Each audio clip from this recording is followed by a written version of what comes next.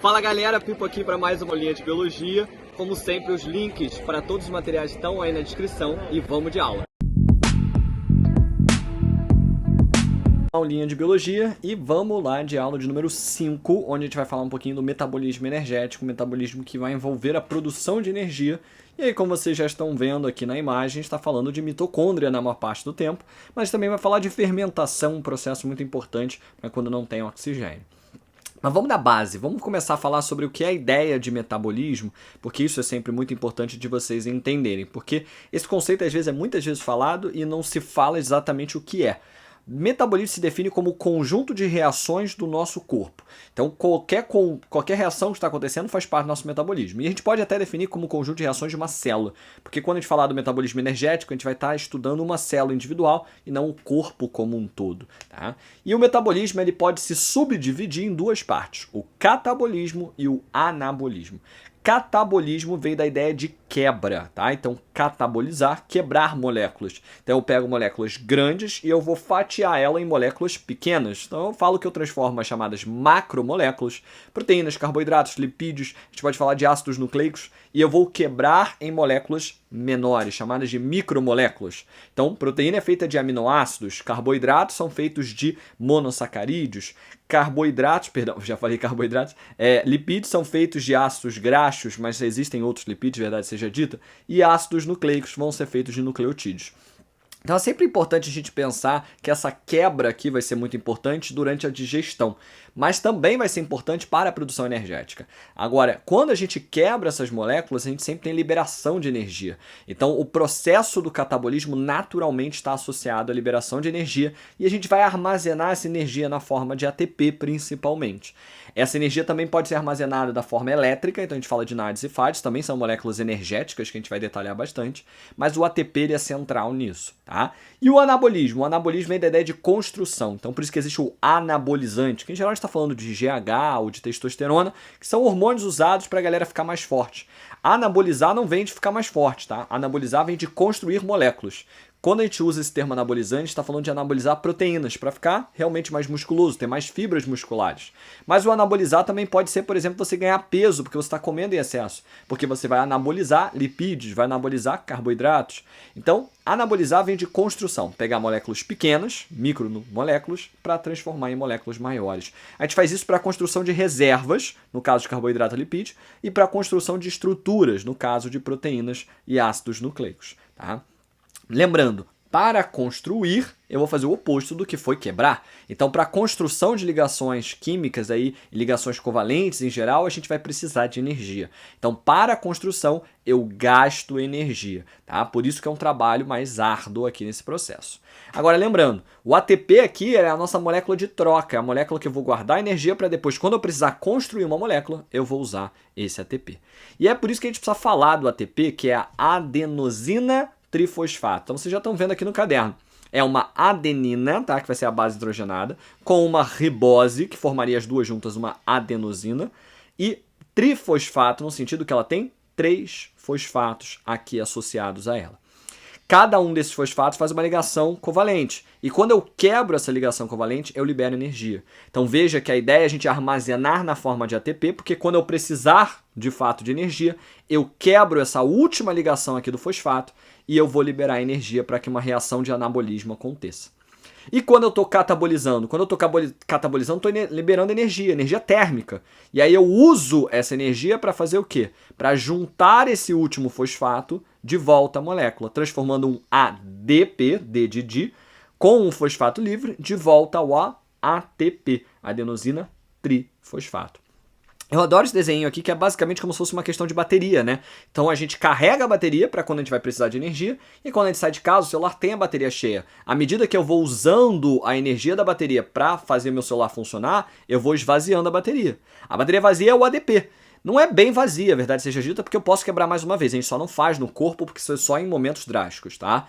Então, o ADP em geral significa dizer que eu estou descarregado. E aí, quando eu tenho energia vindo de fora, através das energia liberada pelo catabolismo, eu construo o ATP. E aí eu estou guardando aqui energia. Muita gente fala que o ATP é a moeda energética, ou seja, é uma forma basicamente de você guardar energia química para quando você precisar na célula. Isso é na célula, tá? Porque energia é armazenada no nosso corpo na forma de carboidrato, lipídio, moléculas maiores. Aqui é a nível celular. A nível celular, uma quebra única aqui já é energia suficiente para que a reação aconteça. E óbvio que eu não vou fazer um ATP, eu vou fazer vários ATPs. Essa que vai ser a grande diferença aqui do metabolismo que a gente vai conversar. Agora, qual é o resumo da produção energética nas nossas células? Basicamente, o resumo é o seguinte: a gente vai usar como molécula base para a produção de energia a glicose. A gente tem outras formas, eu vou comentar num outro momento, já tem um vídeo sobre isso, que é um shorts, tá? Que fala sobre o uso de lipídios e o uso de proteínas. Mas a nossa via de regra, ela é principalmente quebrar a glicose, que é um carboidrato, um monossacarídeo. Essa glicose ela vai ser quebrada, independente da presença ou da ausência de oxigênio, no chamado ácido pirúvico. Na verdade, 2 deles, que são moléculas de 3 carbonos, porque a glicose tem 6. Então eu quebro ela em 2, eu faço 2 de 3, que é o ácido pirúvico. Isso já gera para mim 2 ATPs. É um processo chamado de glicólise, a gente vai dar mais detalhes. Agora, o ácido pirúvico ele tem 2 caminhos a seguir. O ácido pirúvico ele pode ser transformado em ácido lático ou etanol, dependendo do ser vivo, caso não haja oxigênio. Processo que a gente vai chamar de fermentação. É um processo importante para que a gente possa ficar quebrando a glicose da forma cíclica. Ou, caso haja o oxigênio, esse ácido pirúvico acaba sendo transformado no acetil-CoA e vai para a mitocôndria. E lá na mitocôndria, ele vai fazer o ciclo de Krebs e a cadeia respiratória e vai gerar muito mais ATP, tá? Aí no total vai acabar dando 38 ATPs, ou seja, se ele vai para a mitocôndria, ele vai acabar produzindo mais 36 ATPs a partir daqueles 2 que estavam já sendo produzidos lá na primeira etapa. Um ponto que eu quero deixar claro com essa imagem é o seguinte: a produção de energia refere-se apenas à mitocôndria? Não. O citoplasma também produz, apenas 2 ATPs. É pouca coisa, mas produz. E deixar claro que a gente tem 2 vias aqui de produção. E a grande diferença é se eu vou usar ou não o oxigênio. E um outro ponto final importante é deixar claro que essas vias diferentes elas podem acontecer na mesma célula. Vai depender da chegada, muitas vezes, do oxigênio. Tá bom? Agora vamos lá para falar primeiro da respiração celular. Respiração celular, como o nome já diz, respiração vem da ideia de você quebrar a glicose usando o oxigênio e aí você vai produzir bastante ATP, 38 no total, água e gás carbônico. A primeira etapa que vai acontecer com ou sem a presença de oxigênio é chamada de glicólise. Olha o nome, glico de glicose e lise vem de quebra. Então é a quebra da glicose até formar o ácido pirúvico ou piruvato. Agora, essa quebra da glicólise, ela vai acontecer no citoplasma, ou seja, ela fica fora da mitocôndria, ela vai usar, então, a glicose como reagente e no final ela acaba produzindo o ácido pirúvico. Por que no final? Porque a gente fala como se fosse uma reação única, que eu boto aqui, ó, glicose formando o ácido pirúvico, mas no fundo são 10 reações que a gente simplifica. Inclusive tem até consumo de ATP e gasto, ou seja, eu vou gastar 2 que eu tenho guardado para conseguir produzir 4. Então a gente fala muito do saldo, tá, de cada etapa, e o saldo aqui da glicólise é de 2 ATPs. É pouca coisa, mas é alguma coisa. 2 ATPs, mas também vai produzir 2 NADs H.H+. E aí vamos falar desses NADs que estão aqui em laranjinha. Quem é ele? O NAD+, é uma molécula que é basicamente um nucleotídeo modificado. Tá? Nucleotídeo, lembra? É aquela partezinha que vai formar o DNA e o RNA. Nesse caso, ele não tem papel aí nada a ver com DNA e RNA. Ele tem um papel energético. O NAD+, como o nome dele já está dizendo, ele é mais, ou seja, ele tem uma deficiência em elétrons. Ele é um cátion. Não é um cátion por definição, porque ele não é um átomo, tá? Mas é uma molécula aí como se fosse um cátion, ou seja, ela tem um déficit de elétrons.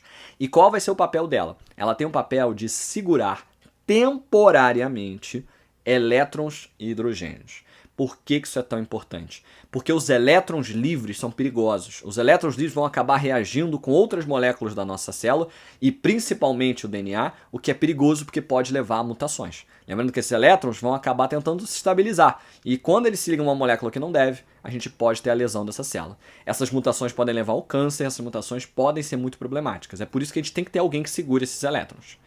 E o hidrogênio ele é importante porque o hidrogênio livre ele vai acabar regulando a acidez da célula. Quanto mais hidrogênios livres, mais ácido. E um meio muito ácido poderia desnaturar todas aquelas proteínas e isso poderia ser letal também para essa célula. Conclusão, eu não posso deixar elétrons livres nem hidrogênios livres. Quem é que segura temporariamente para mim? é o NAD+. Ele tem um parente ali que é o FAD, tá? É muito similar à molécula, tá? A diferença básica é que o NAD, ele consegue segurar um hidrogênio e 2 elétrons. E é por isso que eu boto ele NADH.H+. Por quê? O outro H+, ele meio que vem associado, ele não está ligado à molécula. Mera diferença química, tá, gente? Pura bobeira, eu diria. Já o FAD, ele consegue segurar 2 elétrons e 2 hidrogênios. E aí, com isso, ele vai segurar os 2 hidrogênios juntinhos, e aí a gente chama de FADH2. Bobeira a diferença, mas é importante você saber a diferença do NAD+ para o NADH, porque o NAD+, ele não tem elétrons nem hidrogênios. Ele está ali para segurar, mas ele não está segurando. Quando é NADH, aí ele já está com elétron e já está com hidrogênio. E ele é chamado de aceptor intermediário de elétrons e hidrogênios, ou seja, ele acepta, recebe, mas ele é intermediário. Ele vai segurar por um tempo, tá? Porque ele vai ser muito importante lá na etapa final. Agora, depois que formou, então, 2 NADs, H, 2 ATPs, 2 ácidos pirúvicos. Qual é a próxima etapa?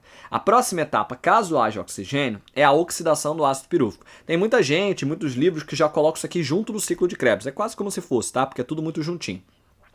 Esse ácido pirúvico, então, ele entra na mitocôndria, caso haja oxigênio, e ele vai acabar sendo oxidado, ou seja, ele perde elétrons, aqui e forma 2 moléculas de acetil-CoA. Se vocês verem aqui, ó, o carboninho é importante. O ácido pirúvico tem 3 carbonos, eram 2 deles. Ele perde um carbono e forma o acetil-CoA. Acetil já vem de 2 carbonos, isso é fácil de você lembrar. Nesse processo, a gente produz mais NADs H. 2 NADs H, tá? Agora, esses 2 NADs H são feitos a partir de 2 reações. Por que lembrar? Uma glicose, 6 carbonos. Vão formar 2 ácidos pirúvicos. Cada ácido pirúvico, para formar acetil-CoA, ele perde um carboninho. Ele vai descarboxilar, libera gás carbônico. Lembrar que é um produto da respiração celular. E aí ele vai formar 2 acetis-CoA, cada um com 2 carboninhos, e 2 NADs H.H+, tá? Agora, caso isso funcione muito bem, eu tenho 2 acetis-CoA que vão ser necessários para fazer o ciclo de Krebs. Lembrando, isso tudo está acontecendo dentro da mitocôndria já. Agora, especificamente aonde? O que a gente chama de matriz mitocondrial. A matriz mitocondrial é só o citoplasma ali da mitocôndria. Então deixa eu voltar lá em cima para vocês verem a imagem. Basicamente essa região interna aqui, ó. Isso é o que a gente chama de matriz mitocondrial, tá bom? Agora, vamos entender o que é o ciclo de Krebs. Porque esses nomes, citrato, isocitrato, alfa-cetoglutarato, malato, fumarato, essas porcarias de nome não é mais importante, tá? É verdade que a maioria das questões que for tratar esses nomes, em geral, ela vai te dar o ciclo. Foi o caso da última vez que caiu, e só pra vocês terem ideia, a última vez que caiu na UERJ, que eu lembro, caiu no meu vestibular, que é 2012, então muito tempo atrás, tá? Então, não tenham preocupações necessariamente de ficar gravando o nome. Eu costumo falar com os meus alunos que é muito importante você saber do que se trata o ciclo de Krebs. Do que se trata e do que ele vai acabar gerando, ou seja, quais são os produtos. Então, do que se trata o ciclo de Krebs para começo de conversa? Ele é cíclico, ou seja, o que entra tem que sair para que fique cíclico. E se vocês repararem, a gente já falou, qual é a molécula que entra no ciclo de Krebs? É uma molécula de 2 carbonos, que é o acetil-CoA. Então, o que eu vou perder ao longo do processo? Está aqui em rosa, ó, CO2. Quantas moléculas de CO2 vão sair aqui a cada ciclo? 2. Porque a ideia é a seguinte, no começo eu estou juntando uma molécula de 2 carbonos, que é o acetil-CoA, com uma molécula de 4, que é o oxalacetato. 4 com 2 forma uma molécula de 6. E aí eu tenho o citrato. Novamente, os nomes pouco importam. Ao longo do ciclo de Krebs, o que vai acontecer com esses carboninhos? Eu vou perder 1, eu vou perder 2. E aí com isso volta a ter 4. E quando volta a ter 4, eu posso iniciar de novo esse ciclo e ele vai ficar rolando aí numa forma cíclica.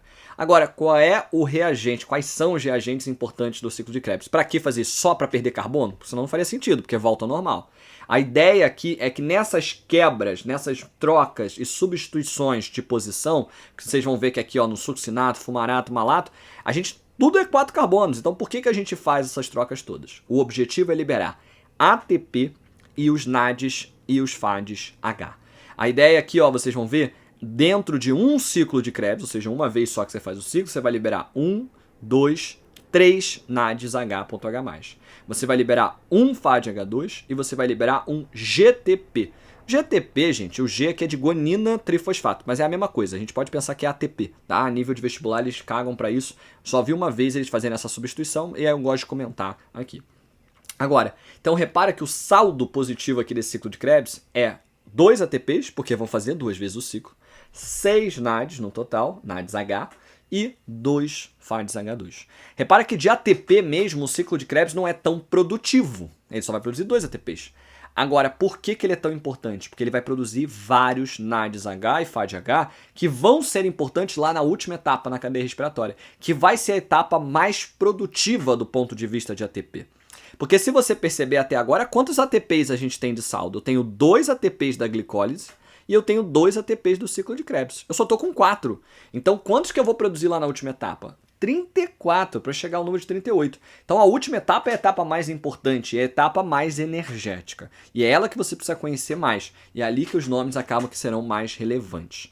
E aí, vamos falar dessa última etapa, que ela é dada como nome de cadeia respiratória e fosforilação oxidativa. A cadeia respiratória, ela é um processo, como o nome já diz, cadeia respiratória. Então é aqui que finalmente eu vou usar o oxigênio. Isso já foi pergunta de Enem. Agora, o oxigênio aqui para ser usado, ele só vai ser usado no final. Então eu preciso entender o que é essa cadeia respiratória.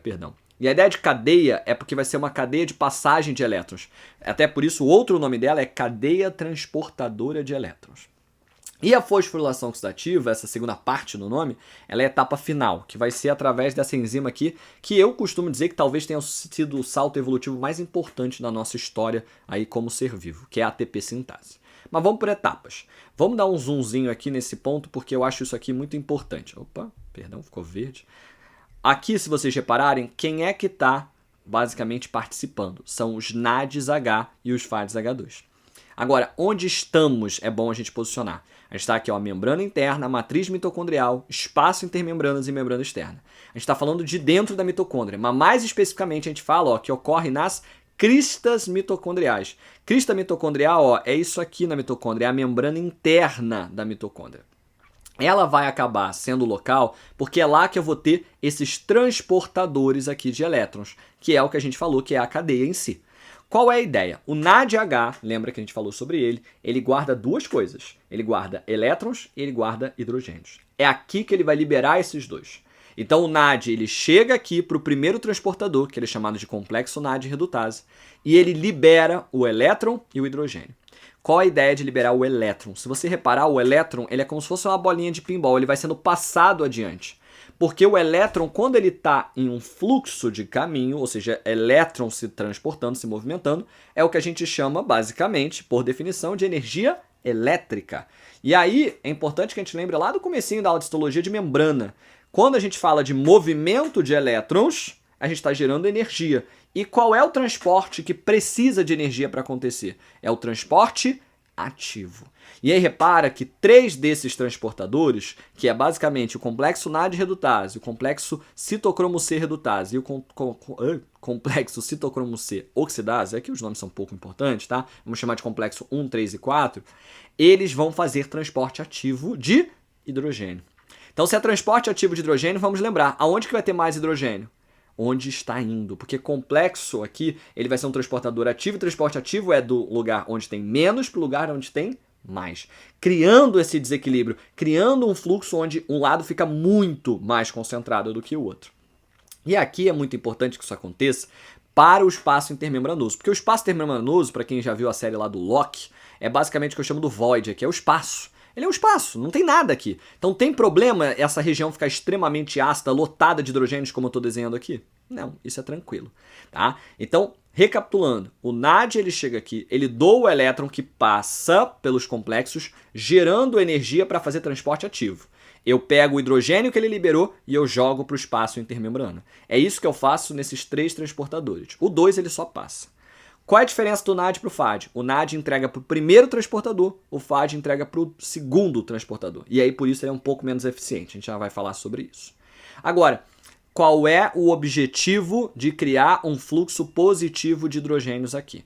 O objetivo está aqui no que a gente chama de fosforilação oxidativa.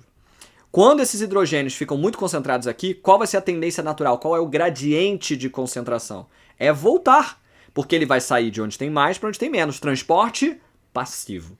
É isso que essa enzima bonitona aqui, importante, faz. Ela faz transporte passivo. Só que normalmente transporte passivo a gente ensina para vocês que é um transporte sem gás de energia a favor do gradiente de concentração. Isso é verdade aqui. Ele vai passar sem gasto de energia e ele vai a favor do gradiente de concentração. E aí que mora a especialidade desse transportador, dessa proteína, e por que ela é tão diferencial. Sim, ela não gasta energia para fazer isso, mas ela faz diferente. Ela gera energia a partir desse transporte passivo. Toda vez que o hidrogênio passa, essa molécula gira como se fosse uma turbina. Inclusive, as imagens de turbina são muito baseadas nesse modelo aqui da ATP sintase.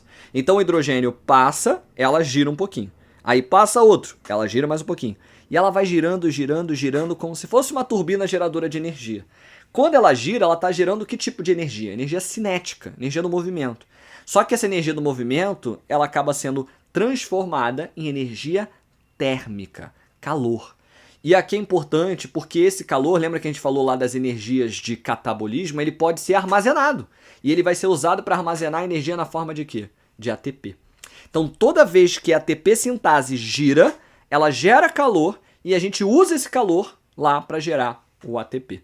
Até por isso, qual é o nome desse transportador? ATP sintase, ou às vezes sintetase, no sentido de sintetizar ATP. Ela faz ATP. E quanto ATP? A cada NAD que libera hidrogênios ali, a gente gera 3 ATPs. E a cada FAD, a gente gera 2 ATPs. Lembra que eu falei que ele era menos eficiente? Essa diferença é absurda, mostrando pra gente que vai criar uma quantidade absurda de ATP. Porque para quem não está fazendo a conta ainda, olha aqui embaixo o resuminho. Quantos NADs tinham sido produzidos até então? Na glicólise, 2. Na oxidação do ácido pirúvico, 2. Já 4. E no ciclo de Krebs, como eram 2 vezes, eram 3 por cada um, eram 6. Então totalizava 10 NADs H. Então aqui, cada NAD geraria 3 ATPs, fazendo esse processo na ATP sintase e na cadeia respiratória. Então com isso, no final, eu vou ter 30 ATPs só pelo NAD. Aí, cadê aqueles 4 que estão faltando? Vão vir pelo FAD-H2. O FAD-H2 gera 2 a cada. Como são 2 FADzinhos, a gente vai ter o total de 4. E aí você faz 30 a partir do NAD, 4 a partir do FAD e 2 da glicólise e 2 do ciclo de Krebs, totalizando 38 ATPs. E aí você vê que a cadeia respiratória é significativamente a etapa mais energética, porque é ela que vai aproveitar os NADs e os FADs, que eram os aceptores intermediários dos elétrons, para gerar energia, no que a gente chama de cadeia respiratória, transportar os hidrogênios e os elétrons, e depois a fosforilação oxidativa, que é fazer esse gradiente de prótons, fazer a passagem dos hidrogênios para que eu gere ATP na ATP sintase. Para a gente fechar, falta um probleminha. Ué, o elétron foi usado, o hidrogênio foi usado, e quem que segura ele? É o NAD de volta aqui? É como se ele fosse jogar para ele mesmo? Não. O NAD é receptor intermediário. Então quem é que recebe no final esse elétron? Quem é que recebe no final esse hidrogênio para que a gente não tenha problemas com eles? É o oxigênio. Isso já foi pergunta também de Enem, de UERJ, de FUVEST. Qual é o papel do oxigênio? Ele é o aceptor final de elétrons. É ele que recebe o elétron, é ele que recebe o hidrogênio e junta com essa molécula de oxigênio e forma a molécula da água. Lembrar quais são os 3 produtos da respiração? Água, que vai formar-se aqui, gás carbônico, que foi formado ao longo do processo, principalmente no ciclo de Krebs e na oxidação do ácido pirúvico, e ATP, que vai ser produzido ao longo do processo, mas vai ser intensamente produzido aqui na cadeia respiratória. Até por isso que só pode acontecer se tiver oxigênio, porque se não tiver o oxigênio aqui, tem alguém para segurar os elétrons e hidrogênios? Não. Esse meio começa a ficar muito ácido e aí a própria mitocôndria para o trabalho. Fala assim, ó, não tem por que fazer ciclo de Krebs, nem cadeia respiratória, se a gente não tem ninguém para segurar esses elétrons e esses hidrogênios. E aí para, e a gente começa a fazer a fermentação, que é o que a gente vai chegar nesse ponto, tá? Agora, entendo que esse processo aqui nem sempre é tão tranquilo. A gente falou já de peroxissomo, né, na última aula. O peroxissomo ele tem o papel de segurar as espécies reativas de oxigênio. Então, às vezes, o oxigênio recebe mais elétrons do que deveria, e ele vira uma espécie reativa. Ele vai tentar reagir com alguém. E ele danifica o nosso DNA e pode levar à mutação, e é ele que promove o envelhecimento. É por isso que respirar nos deixa mais velho, mas é óbvio que não tem o que fazer. A opção seria não respirar e a gente não consegue sobreviver, tá? Agora, sim, isso aqui não é uma fase tão simplesinha assim não, tá? Isso aqui pode dar problema. Agora, vamos falar de alterações na cadeia respiratória antes da gente passar de fato para a fermentação. A cadeia respiratória, ela pode ser manipulada por 2 tipos de moléculas, inibidores e desacopladores. Inibidor de cadeia é quem inibe, ou seja, para a cadeia. A gente tem dois grandes exemplos de vestibular, que é o cianeto, que era muito usado na época de Segunda Guerra por agentes, tá, de determinados países, porque eles acabavam querendo morrer para não vazar segredos, porque o cianeto mata. E o monóxido de carbono também. O que o inibidor de cadeia faz? Ele bloqueia um desses 4 complexos enzimáticos, fazendo com que não consiga haver um fluxo de prótons correto aqui para o espaço intermembrana. E aí, com isso, não há cadeia respiratória, ou seja, a cadeia respiratória para completamente, e aí, com isso, o indivíduo depende só da fermentação. Um pouco tempo, a célula até se vira, tá, com fermentação, mas a longo prazo não é possível. Então, com o cianeto e o monóxido sendo colocados em várias células do corpo, chega uma hora que as células não conseguem sobreviver porque não há ATP suficiente e a pessoa vem a falecer. O monóxido já foi muito usado dessa forma, as pessoas acabavam morrendo acidentalmente, tá? Tinha gente que dormia, por exemplo, no carro, dentro de uma garagem fechada, e como o escapamento do carro libera monóxido, a pessoa via falecer. Então tem que ter muito cuidado com isso, tá? Por isso que em garagem, geralmente, a gente tem vários ventiladores. Túnel é a mesma coisa, tem um túnel aqui perto de casa, tem ventiladores exaustores gigantescos, porque já teve um grande engarrafamento que levou aí pessoas para o hospital por causa de intoxicação pelo monóxido de carbono. Tá bom? E cuidado com o cianeto já caiu várias vezes no Enem, a última vez caiu. O cianeto às vezes está presente em certos vegetais, tá? É o caso aí da mandioca e é o caso da maçã. É por isso que a gente não pode comer esses vegetais de determinadas formas. No caso da mandioca não pode comer cru, tem que cozinhar. E no caso lá da maçã não pode comer em excesso a semente da maçã, porque a semente é que libera esse cianeto, tá? E o desacoplador? Enquanto que o inibidor nos mata e ele é geralmente um agente externo, o desacoplador é algo natural do nosso corpo. Importante pra caramba para seres vivos endotérmicos, seres vivos capazes de produzir calor. Ou seja, qual é a função do desacoplador? Elevar a produção de calor. E aí, como é que isso acontece? Vamos deixar aqui bem claro. A cadeia respiratória rola tranquilamente. Quem é que de fato eu vou desacoplar? É a nossa fosforilação oxidativa. Veja aqui que a termogenina, que é o nosso desacoplador natural, tem no nosso corpo, ele é um transportador de hidrogênios também. Então repara que nada acontece muito diferente aqui. A cadeia respiratória está acontecendo, tem um fluxo de hidrogênios para cá. Agora, ela compete com a ATP sintase. Então veja aqui que a termogenina, ela vai transportar hidrogênio, mas ela não faz nada além disso. Ela não gera ATP, ela não gera calor, ela não gera nada. Agora, com esse fluxo aqui, é muito curioso, a ATP sintase, em vez de fazer o processo no tempo dela, ela acelera essa passagem de hidrogênios. Ao acelerar, ela não consegue transformar o calor produzido em ATP corretamente. Ou seja, quando ela começa a superfuncionar, a gente acaba tendo um fluxo muito rápido e em vez de liberar ATP só, a gente acaba liberando muito mais calor. Pode parecer um erro, né? Ah, não está fazendo ATP. Mas isso, na verdade, é tudo planejado. Então, o nosso corpo sabe o momento de liberar a termogenina para que a ATP sintase mal falhe e, em vez de produzir só ATP, ela vai produzir ATP e bastante calor. E é isso que mantém o nosso corpo aquecido, tá? A termogenina, ela vai ser produzida por resposta a um hormônio chamado de irisina e ela vai ser produzida aí em um certo tipo de célula do nosso corpo, que é a célula do tecido adiposo marrom. Tecido adiposo, tecido rico em gordura, mas a gente vai estar falando aqui de gordura para a produção de calor. Por isso que é marrom, porque é lotado de mitocôndria. Porque lembrar que isso aqui tudo está dentro da mitocôndria. Então, enquanto o tecido adiposo branco, a gente vai falar isso em histologia, a gente vai ter aí basicamente reserva de gordura. O tecido adiposo marrom é reserva de gordura atrelada à produção de calor pelo desacoplamento da cadeia respiratória, tá? Eu sei que esses processos aqui parecem aprofundamento, e no fundo são aprofundamento, mas o Enem tem cobrado aí com uma certa constância, então tem que ficar de olho nesses processos, tá? Em geral, são questões difíceis, tá? Mas para quem está tentando aí carreiras mais concorridas, é importante acertar esses conteúdos também, tá? E aí vamos para a nossa segunda parte da aula, que é falar de fermentação, que é o caminho alternativo. Então, se eu não tenho oxigênio, faço ciclo de Krebs, faço cadeia respiratória? Não, eu faço fermentação. O que é fermentar? É um processo anaeróbio, alternativo à respiração celular, que é aeróbio, para a produção de energia. A gente fala que ele tem um saldo positivo de 2 ATPs, mas quem é que tem o saldo de 2 ATPs mesmo? É a glicólise, tá? A fermentação, na verdade, o objetivo dela é reoxidar o NAD. Ou seja, é tirar os elétrons e hidrogênios que ele segurou pra gente. Perdão. Se você olhar aqui, a gente vai ver a nossa glicólise clássica, que é a bruglicose, C6H12O6, em ácido pirúvico, C3H4O3. Se você fizer a conta, o oxigênio foi pela metade. O carbono foi pela metade. Mas e os hidrogênios? Tá faltando, né? Se era H12, aqui deveria ser H6. E aí a gente viu que sumiu 2 hidrogênios de cada molécula. Para onde foram esses hidrogênios e os seus elétrons? Foi para o NAD H.H+. Gerou 2 ATPs? Gerou. Era isso que eu queria. O problema é o seguinte, eu vou ter sempre uma quantidade infinita de NADs mais disponíveis? Não, eu tenho uma quantidade limitada.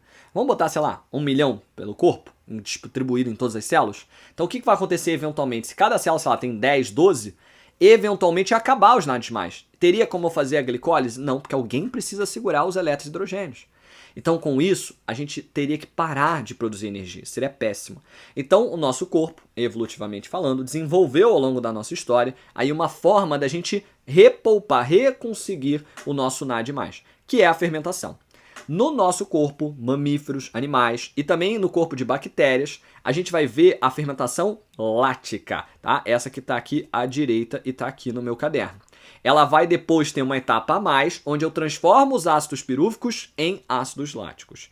E o ácido lático, ele vai ser aquele que vai receber os elétrons e os hidrogênios, tá? E ele vai voltar aqui, ó, C3H6O3. E a gente volta a ter NAD+, para que eu possa voltar a fazer de novo e de novo e de novo a minha glicólise. Repara que o saldo positivo são os 2 ATPs mesmo, porque a fermentação em si não gera nada mais. E repare que aqui o aceptor final de elétrons é quem? É o ácido lático. Então, em geral, quando a gente fala de fermentação, como o oxigênio não está aqui como aceptor final, eu vou precisar dos ácidos orgânicos para serem esses aceptores finais, tá? Agora, qual é o propósito de estudar fermentação? Tem um propósito absurdo, isso impacta na nossa vida. Então tem vários produtos fermentados. A gente pode pensar no iogurte, a gente pode pensar no leite fermentado, né, daquelas marcas que eu não posso citar nomes. E a gente tem que pensar que o nosso corpo também produz o ácido lático, que é tóxico, por sinal. Que a gente fala que depois ele vai ser mandado para o fígado para ele ser metabolizado. Ele, inclusive, volta a ser glicólise. Gasta um pouquinho de energia, na chamada gliconeogênese. Agora, por que o ácido lático é tão importante na fermentação? A gente fala muito dele em processos de exercício. Para quem já viu o jogo de futebol, vê que às vezes num jogo longo, tipo de prorrogação, no final os jogadores estão com cãibra. Aquilo não é bem uma cãibra. A cãibra é uma falha no sistema nervoso e comunicação com o músculo. Aquilo que eles estão experienciando é acúmulo de ácido lático no músculo. O músculo ele começa a não conseguir receber oxigênio, porque está precisando de muita demanda e o oxigênio não está chegando na mesma velocidade, e ele começa a fazer fermentação. Só que o ácido lático ele se concentra e acaba formando uma estrutura que é um cristal. E esse cristal ele machuca as fibras musculares. Aí por isso que causa aquela dor extrema e eles ficam tentando esticar a perna para deixar a fibra um pouquinho mais folgada, tá? Então cuidado, fermentação lática é o que a gente faz. Então se eu tiver o oxigênio, eu vou ficar fazendo sempre respiração celular. Na hora que o oxigênio acaba, eu vou partir para aí o mecanismo de fermentação lática. Agora, vamos lá para a fermentação alcoólica. Ela é muito similar, né? Só que ela é feita principalmente por fungos. Algumas bactérias também, mas principalmente fungos.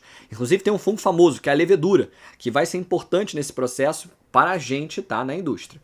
Agora, ó, glicólise quebra aqui a glicose em ácido pirúvico. 2 ATPs, 2 NADH. Lembrando o que eu quero fazer na fermentação? Reoxidar o NAD. Então eu converto, tá, o ácido pirúvico a etanol. Só que isso aqui tem uma subetapa. E aí olha aqui para o slide que vai ficar mais fácil. A glicose é quebrada em piruvato. O piruvato é transformado em acetaldeído. E acetato, 2 carbonos. Então eu perco o carbono. Então veja que aqui, diferente da fermentação lática, que não tem isso, só na alcoólica, eu tenho a perda de 2 gás carbônicos. E o acetaldeído, depois, ele é transformado em etanol. E aí eu reoxido o NAD para voltar ao processo. Etanol, lembrar que é um álcool de 2 carboninhos, tá bom? Vamos entender a primeira diferença. Ele produz gás carbônico. Isso já vai ser uma diferença gigante para a indústria. Por quê? Todo mundo que já fez bolo, pizza, pão em casa sabe que a massa cresce por causa do fermento. Quem é o fermento biológico? Que não é aquele pozinho branco, porque ali é fermento químico. O fermento biológico é a levedura, é um fungo, Saccharomyces cerevisiae. A gente usa ela para que ela, em um meio anaeróbio, ela faça a fermentação. Então, de início, ela vai fazer fermentação e vai produzir álcool e gás carbônico. O gás carbônico, como é gás, ele faz a massa crescer. E é por isso que, como que a gente sabe quando a pizza está pronta para botar no forno, ou o pão, ou algo do tipo? A gente pega uma bolinha de massa e joga num copo d'água. Como só massa, ela afunda, porque é muito denso. mas ao longo do tempo, essa bolinha, ela do nada, ela fica menos densa e ela flutua. E a gente sabe que aquele é o momento certo de colocar a massa para dentro. Por que ela flutuou? Porque ela cresce por causa do gás carbônico, ou seja, ela basicamente funcionou como se fosse uma boia, lotada de gás ali dentro. Então entenda que esse primeiro crescimento da massa é um gás carbônico. Agora, quando a gente bota no forno, a gente vai ver que a massa cresce um pouquinho mais. Por que cresce pela segunda vez? É o gás carbônico agora? Não. Era o etanol que estava ali naquela massa. Lembrar que ninguém fica bêbado comendo pão, porque quando a gente bota o pão no forno, a massa cresce mais porque o etanol acaba evaporando, dado o calor, e essa evaporação faz a massa expandir mais uma vez, tá? Isso acontece para a fabricação de pão, de bolo, de pizza. Agora, no caso de fazer bebida alcoólica ou etanol do posto, aí a gente não faz a segunda etapa de aquecer. Eu só deixo o fungo no meio anaeróbio, então eu fecho um tonel para que não tenha oxigênio, e ele vai ficar fermentando e vai produzindo gás carbônico e vai produzir também o etanol. Por isso que muitas bebidas fermentadas podem até ter o próprio gás, né? Porque é produzido gás carbônico ali. Você pode acabar liberando e vai para a atmosfera, ou você pode manter ali naquele líquido. Porque em geral, quando a gente fala de bebida alcoólica, vinho, cerveja, vodka, é toda a ideia de produzir o etanol. Cuidado, tá? Que a gente tem outros álcools que podem ser produzidos. Recentemente teve a febre aí do metanol, pode ser um subproduto, mas isso em geral não é a norma, tá? Produz pouco, e é por isso que existe um controle de qualidade. E a gente também tem que entender que esse etanol aqui ele tem o propósito, tá, de ser consumido ou ser usado para abastecimento de carro. E aí cada bebida diferente é feita a partir de um açúcar diferente, porque a ideia é que precisa ter glicose. Então a gente tem o vinho com a uva, a cerveja com a cevada, a vodka com a batata e aí vai. Essas são as diferenças na nossa produção, tá? E vale dizer que o fermento biológico é um dos produtos mais importantes da nossa indústria alimentícia. A gente usa para fazer uma série de alimentos, tá? Agora, existe uma terceira forma, tá, de fermentação, que é a acética, que é quando para no acetaldeído. E aí, o acetaldeído, em vez de virar etanol, ele vira ácido acético. A gente usa isso basicamente, tá, para fazer aí vinagre. Fora isso, não serve para muita coisa. Só pouquíssimas bactérias fazem esse tipo de fermentação. O clássico do vestibular é lática e alcoólica. E é lembrar que na lática a gente forma duas moléculas de ácido lático, vai ser feita por animais e por bactérias, e a gente usa na produção de queijo, de leite fermentado, de iogurte e muito mais. E o álcool, a fermentação alcoólica, a gente não vai produzir só o álcool, vai produzir também o gás carbônico, por isso que a massa cresce, é feita principalmente por fungos, e a gente usa para produzir ou bebida alcoólica ou massas que vão crescer, tá? Muito importante conhecer a fermentação, cai muito no vestibular, tá? Dada a importância para a indústria. Opa, perdão, aqui já é a próxima aula. Faltou só para a gente fechar aí a respiração anaeróbia, tá? Respiração anaeróbia, olha o nome, respiração. Nesse caso, dá a ideia de que faz um processo similar à respiração aeróbia, só que não é respiração, ou seja, não usa oxigênio. Quem faz isso, tá? São geralmente outros tipos, tá, de bactérias que vão usar não do oxigênio, e sim de compostos químicos, como nitratos, sulfatos, carbonatos. E eles usam eles como aceptor final de elétrons. É basicamente isso a diferença.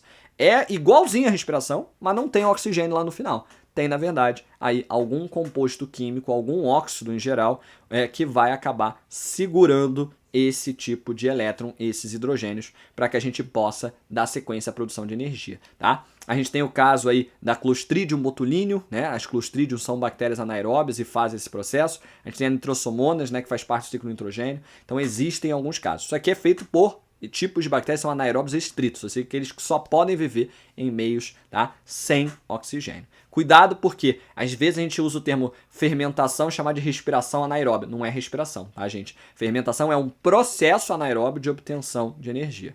A respiração anaeróbia ela produz 38 ATPs também.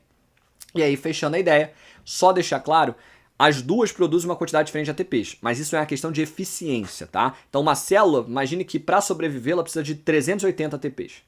Quantas vezes ela vai fazer a respiração celular se ela tiver o oxigênio? Ela vai fazer 10 vezes. 380 vezes 10. Ah, e se ela não tiver oxigênio, ela precisar fazer fermentação, ela só vai fazer 10 fermentações? Não. Ela vai fazer 190 vezes a fermentação para compensar, porque ela precisa chegar nos 380 ATPs. Então, quando não há oxigênio, o consumo de glicose é muito alto. É por isso que a gente não pode sobreviver como ser humano quando a gente tem uma demanda muito alta, tá, por ATP, fazendo fermentação. Vai chegar uma hora que o estoque acaba. E, importante que seja dito, tem seres vivos que sobrevivem só de fermentação, mas em geral são seres vivos mais simples, ou seja, a demanda de ATP não é tão grande assim, tá bom? Bom, Por hoje é só, a gente fica aí para uma próxima, onde a gente vai seguir a nossa aula para fechar a citologia, onde a gente vai falar de fotossíntese, tá bom? Mas até a próxima, um grande abraço e valeu!